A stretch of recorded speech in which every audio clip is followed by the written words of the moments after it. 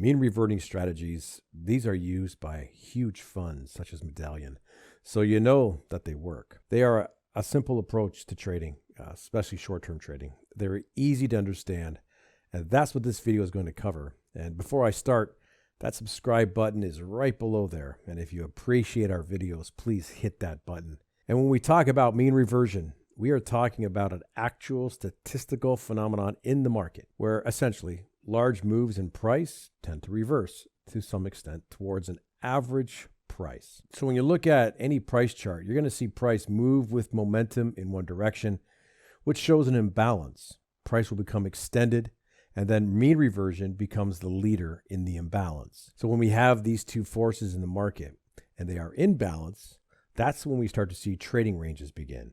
And any of you that have been chopped up in an instrument that is at equilibrium, you know how painful trading when those two forces are balanced can be. So therefore, looking to trade an instrument where there is an imbalance with either momentum or the mean reversion tendency is generally your best bet for trading. Now, I don't want you to confuse mean reversion with a true change in trend direction, because after a momentum move in price, we generally are going to see some type of overextension in price. And it's that overextension that's going to result in reversion to the mean and generally a return to the direction of the trend after that reversal is complete. So in this example here, this chart had a 48% increase in price.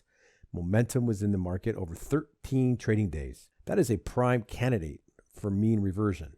We see a complex correction shape up. That's a two-legged pullback. And then we see price begin to chop around the 20-day simple moving average. We see momentum step in again. And at the time of this screen capture, price was up 38%. This is a daily chart of Apple showing not only momentum to the upside, but also mean reversion. So we know mean reversion is a natural part of the market, but the actual price that it's going to return to, we don't always know that. We can make some best guesses using a variety of tools, but the fact is we never really know for sure. But knowing that price is not the point. The point is that we're not really looking for home run hits when we trade against the trend with a reversion to the mean strategy. Now, it is true that mean reversion is a force in the market, but a market that is extended through momentum can actually work off that move in other ways. One of the most common ways that price will work off momentum is just failing into a trading range or setting up a bull flag continuation pattern for long trades. So on the left here, price mean reverted more than half of that 45% increase in price. Over on the right, we see a bull flag, and on the last one, we see a trading range forming. So the takeaway is that you don't just blindly trade mean reversion just because the market had momentum. You need to see some type of reversal setting up to increase your odds. So the trick is to decide what an overextended instrument looks like. Is it price being far from a moving average? And if so, well, how far? Well, one of the best ways to determine if a market is extended and potentially a mean reversion play is forming is through the use of bands or channels. Now, Bollinger Bands, they're just one method a trader is going to use. When price is a certain standard deviation, which is usually 2, away from an average price, traders will look for a setup to position against. So when price is poking outside either the upper band or the lower band, traders can consider that a potential mean reversion trade could be forming. So in this example, though, if you would have shorted, it would have been a painful trade to sit through. All right, that's why a setup is important. Keltner channels can also be used. And full disclosure, my favorite trading indicator is a Keltner channel. I'm not a big fan of that balloon effect of the Bollinger Bands, where it spreads so far apart. And I like the ATR feature of the Keltner. This is a 20-period channel set to a multiplier of 2.5. But you're going to treat the excursion beyond the channels the same way you would with the Bollinger Band or any other band that we're using. All right, so we know how to identify objectively an extended instrument that has increased on momentum in price. But that's not enough of a standalone condition to have you pushing the trading buttons. There are a few ways to look at trading this move, and one of them is the simple 2B price pattern. So here, price had run up 62% and broken the upper Keltner channel. So we can consider this the first part of our setup. So price had a small retracement, broke the high, and then we see a reversal candlestick taking place.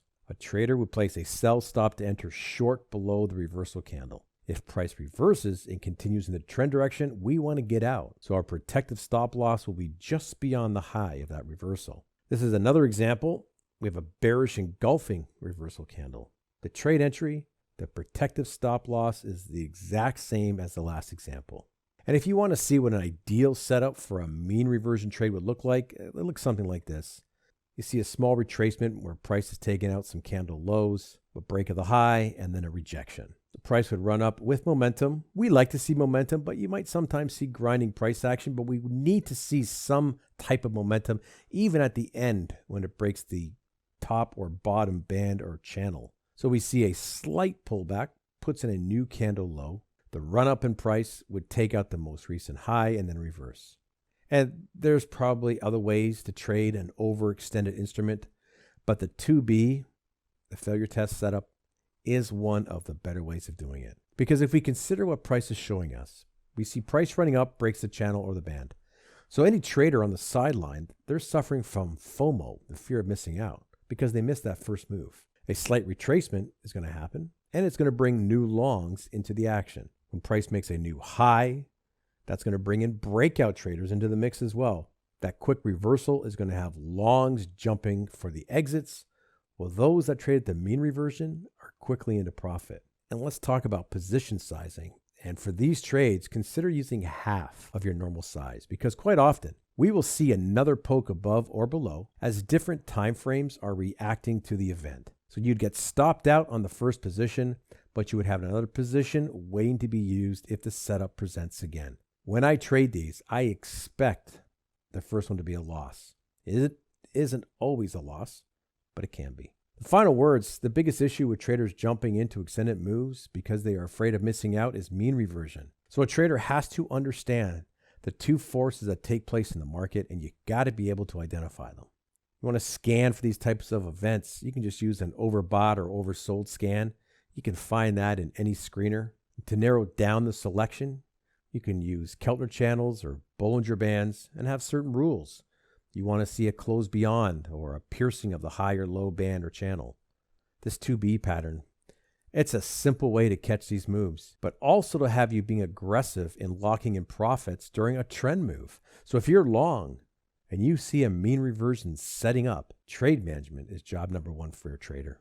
Now, there are different ways that these overextensions, they're going to set up, and it would take forever to discuss all the different ways. But as you go through hundreds of charts to study these setups, you are going to find similarities between the stalled ones and those that offered some really good gains. And your job is to define your plan using what you learned during your study. Hope you liked this video. Hope it got your brain moving. Please like this video. Any questions or comments, put them below. You guys know I answer them, and we'll talk to you soon.